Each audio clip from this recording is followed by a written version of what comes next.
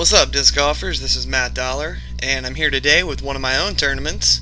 It is Return to the Beast in Macon, Georgia, and I co-TD'd this one with Chad Yates, who lives in Macon. This video is brought to you by Avion Disc Sports and Piedmont Brewing, which is now open in downtown Macon on 3rd Street. That's where we had the players' party for this wonderful event. So now we're going to get a look at the Beast, the temp course, playing on the back nine of the ball golf course at Bowden Golf Course. Really old golf course in Macon, Georgia. Been around since the 40s. And here we go. We got Josh Childs on hole number 1. It comes in at 606 feet, and it is a par 4. Really, the only danger you have here is the bunker in front of the basket there. I'm just using my 30 seconds. So one bad part about being a tournament director is you don't get much time to warm up. So these lower back issues I've been having, I was really trying to get that last minute stretch in. And also, since it's the first hole of the day, I threw a less stable disc. I went with the new Dynamic Disc Sheriff in the Lucid plastic, and that thing bombs. It's kind of like a Defender and a Ballista mixed, and those are my two favorite long-range drivers, so the Sheriff is fitting right in. Now we got Matt Versola. He's going roller. Matt's sponsored by Prodigy, so I gotta imagine that's a D4 or 5 or 6, whatever those kids are rolling these days. And the crazy thing about playing on golf courses is you just never know when the disc is going to stop rolling. You hit on a little bit of a funny angle after your drive, and what do you know, it'll catch an edge and roll forever. So it's definitely a little learning curve when playing out here. So Brian Gort is the shortest off the tee on hole number 1, but he will make up for it by parking that upshot.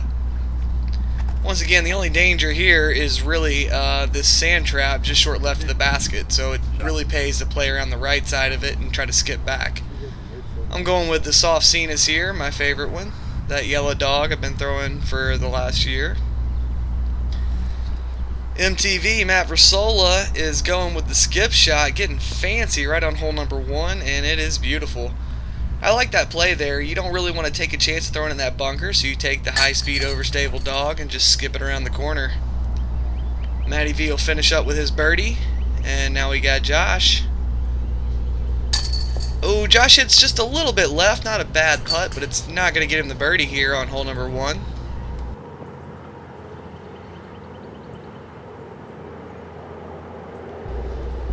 However, Brian Gort will tap in there with his Nova, and I'm going to do the same with the Cenis, and that'll give us 3 birdies on hole number 1, and we'll move to hole number 2. Hole number 2 is the shortest hole in the course, coming in at 265 feet, and it actually is the worst tee pad we played on this weekend, though. We were trying to get some mats down, some carpet, and this was really the only spot that we had to have it, and just could not find any in the right amount of time. So a little bit of a sand tee box, but if you're righty, you would think you can just flex that forehand right out there like Josh Childs is going to show us how to do. That is just a Jim Dandy shot right there from JC.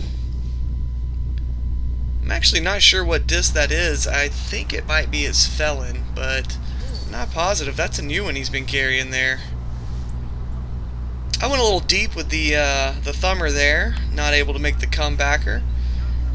And Matty V is going to put a good bid on it, but Josh Childs is going to be the only one to get the birdie here on hole number 2. And being the shortest hole in the course, it sure would be nice to grab a 2. There's not a lot of par 3s out here, so you got to get them when you can. Hole 3, one of my favorite holes in the course, 685 feet. That is a Mando tree on the right side there. You must go to the left of it. And then if you heard Josh trying to talk to his disc, it's because once you get over to that cart path, it is OB cart path and beyond, although it is a lot further than it looks on video. It's really just more comes into play on your second shot. For Sola, this hole really sets up well for him with that forehand. He has got a huge forehand and throws a nice shot right around the corner. Gort also doesn't get too greedy and throws a nice shot. I was the only one in the group that really got greedy and paid for it. I tried to go Ballista roller, but didn't land quite how I wanted, so ended up having to pitch out of the woods there, and I'll just have to try and get up and down for par. The other tricky part of this hole is right behind the basket is a cart path that is out of bounds. So it's probably about less than 25 feet past the basket. About 20 feet past the basket, maybe 15, you get a little slope that takes you down to the cart path. So on these upshots, you have to be really careful. These guys played it correctly. You want to throw and land on that first tier. If you land on the second tier with something that skips, you're going out of bounds every time. I go with the Cenas because she's got some claws and sits down nicely. I'm able to land it up top without getting too far past. Gort gives a nice bid, but he'll settle for a par. MTV has put himself in position for birdie on all 3 holes so far, but he's only at 1 under. Josh Childs will capitalize on his play and will take a very nice birdie here on hole number 3. I'm able to save after going in the woods off the tee, and the other 2 guys will also tap in for their pars. And once we clear out here, we'll move on to hole number 4, coming in just over 360 feet. And it's definitely a 4-hand play. It could be a big thumber hole, I guess, but we didn't have good wind. In fact, we had lots of wind, but it was never good. This was one of the windiest days I've seen around here in a while. But Macon is always just a little bit windy. But today it was extra windy just for our tournament. Matt Versola throws a beautiful looking shot and goes just over the top of the basket. If you saw that first lighter colored disc catcher that his disc went by, that is the basket for hole number 9 on the disc golf course. No one is playing the regular disc golf course today. It is just 2 rounds on the temp course with golf carts, which is definitely one of my favorite ways to play disc golf. So Gort will just pitch up, no reason to get risky in the wind. I will do the same, and MTV and Josh will have birdie putts. MTV with a very nice putt there after ace running right over the top of the basket. And Josh is a lot closer, but he will still have to walk this off and take a little bit of time, test the wind.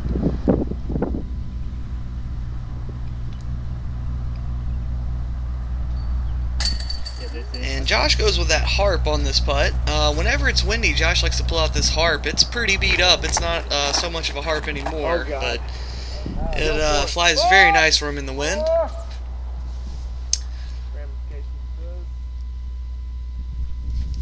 So we move on to hole number 5, and originally this was designed as a par 4.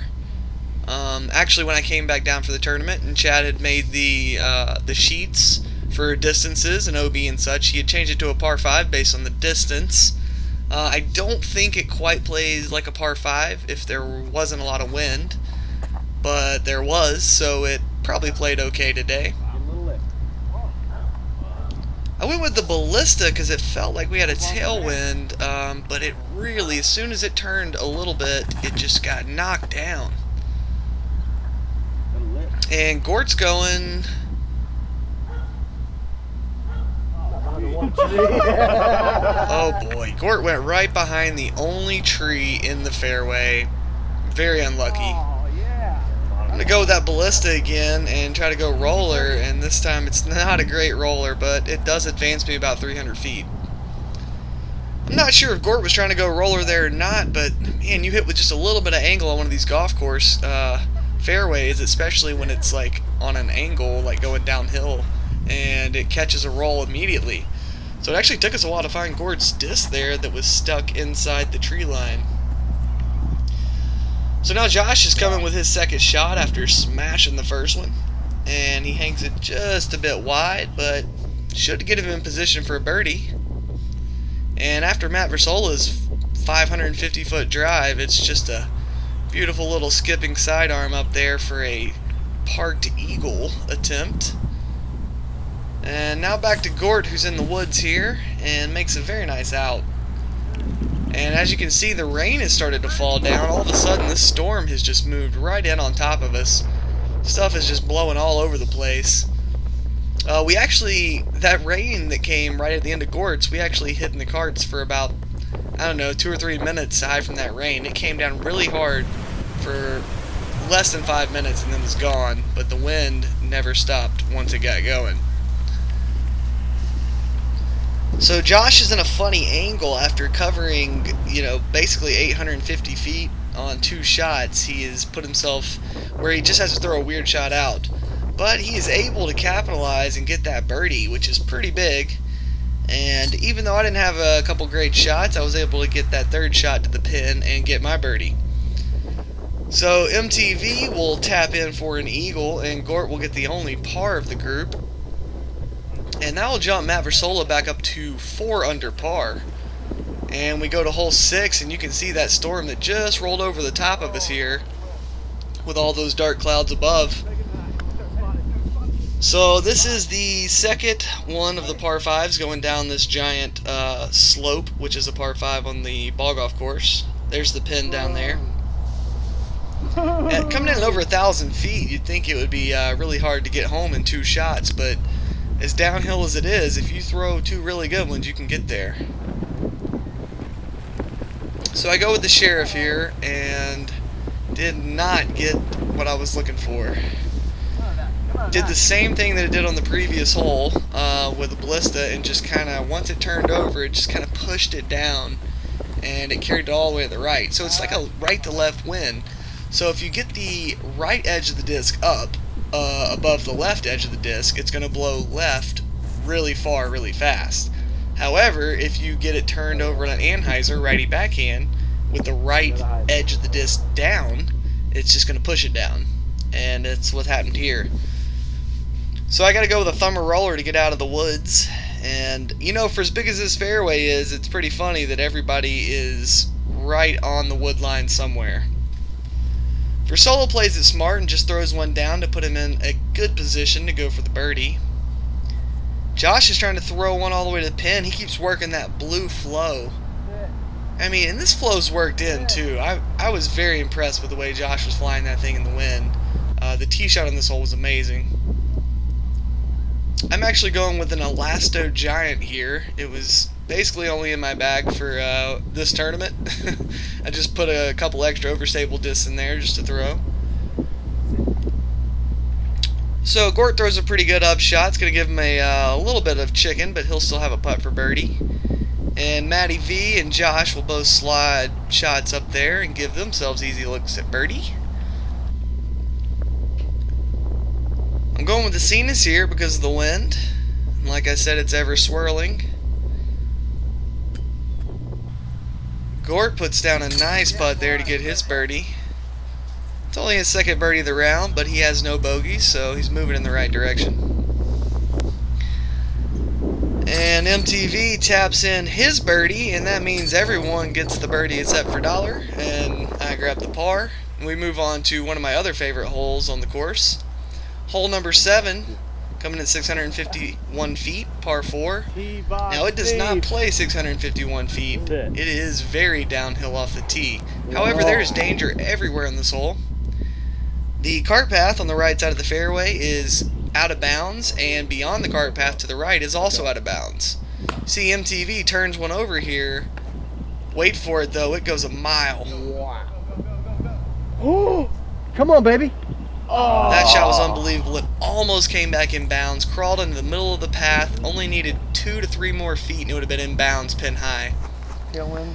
After Gort sees that, he saws one off, and I watched the same thing, so I was throwing that Sheriff, and I was a little afraid of getting the right side nose down and let it hyzer out. So Matt Versola will go to the drop zone, which is about the same place he went out anyway. And not good, because he throws it just a little right at the pin, but it lands on that slope, picks up and rolls. Luckily Carlo was there for that 2nd angle. Also, real quick, I'd like to give a shout out to Derek Hollis, who let us borrow his camera for a 2nd angle. Here I am tucked in that left side woods. I found some kind of miracle route with the thumber. Catch a little roll onto the green, which is OB by the way, and roll just back off onto the fringe, just off the first cut. Little lucky roll there. And Josh, after throwing that massive drive, just has a little 100-foot upshot. Another part of this hole that makes it tough is there was a wetland area that was OB at the beginning of the hole, right at the base of that hill. So just nowhere to lay up on this hole easily. Gort gives a pretty good bid there. He gets top basket, chains, and the cage. Very tough to get all three in one shot, but he did it. And he'll have to settle for par. I go with the judge on this one. There wasn't too much wind because we're down at the bottom of this hill and kind of protected. And that was the perfect time to come up with a big putt because I was struggling for any birdies. So not a great tee shot. Good out that had to get lucky to stay off the green, and a good putt gets me a birdie. And Matt Versola, after going 3 down on the last 2 holes, has taken a 6 here and chopped up that eagle that he got a little while back. So now we move on to hole 8. We had a late move on hole 8. It actually was stated originally at 450. We moved the tee just a little bit to make more of a gap and a reachable hole at 375. I go with that Elasto Giant again. No skip though. I just keep thinking they're gonna skip. I believe Gort is going with a Wraith here.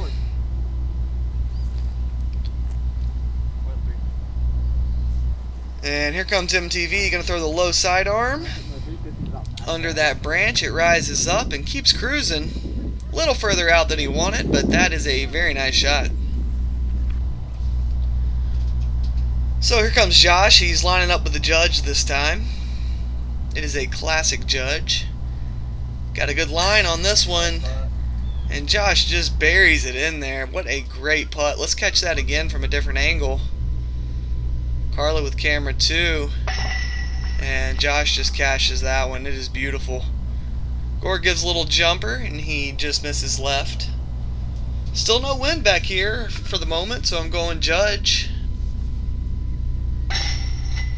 That is a classic soft judge there. I actually left my putters on the tee. That was silly. I left 3 discs, 2 putters, and a driver on the tee of this hole. And didn't realize it until I got up there to the pin, so I went ahead and putted out with a different judge before I went back to get my stuff. And Matty V capitalizes and gets his birdie from that very nice forehand he threw. And now we move on to hole number 9, which is a tough one. It's a par 5. Now, it's not a super long par 5, but there is about, I don't know, a 300-foot wide OB area in the middle of this hole. That is a Mando tree that you're seeing right there to the left of Josh. You have to Mando to the right of it. Josh just cleared the OB, and the Sheriff gets pushed down again once I get that right nose down, and it pushes OB. So I landed right in the middle of that OB fake lake, basically. Basically, it's just an area that the ball golf course doesn't let anyone go in because it gets a lot of water. So we went ahead and used their stakes to make this hole. Gort tries to play it safe and just bail out around the Mando tree, but that is not easy because you have to throw it over 350 to get around that Mando tree. And you got to throw it over 400, maybe 420 to get over the OB in the middle of the green. Or in the middle of the fairway, rather. So that was me throwing a ballista from the drop zone. I tried to go roller and did some crazy stuff. Versola's over here near the drop zone, but he was not out of bounds, so this is just his second shot. He throws a big roller here. It turned a little early, but it moved quite quickly, and that'll give him in range for a potential birdie. Gort, after just getting around that Mando tree, throws a very nice upshot. Should be a really easy 4 there.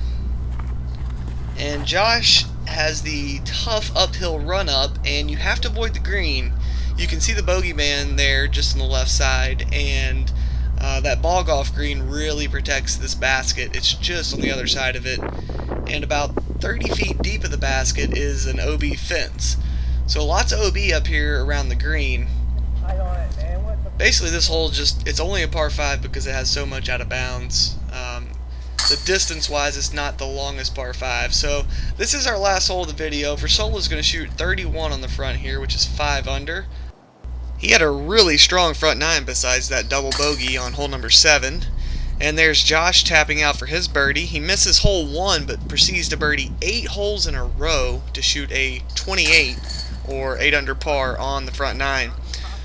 Gort's going to get a birdie there to move himself to 3 under, and I will take the par to shoot a 4 under.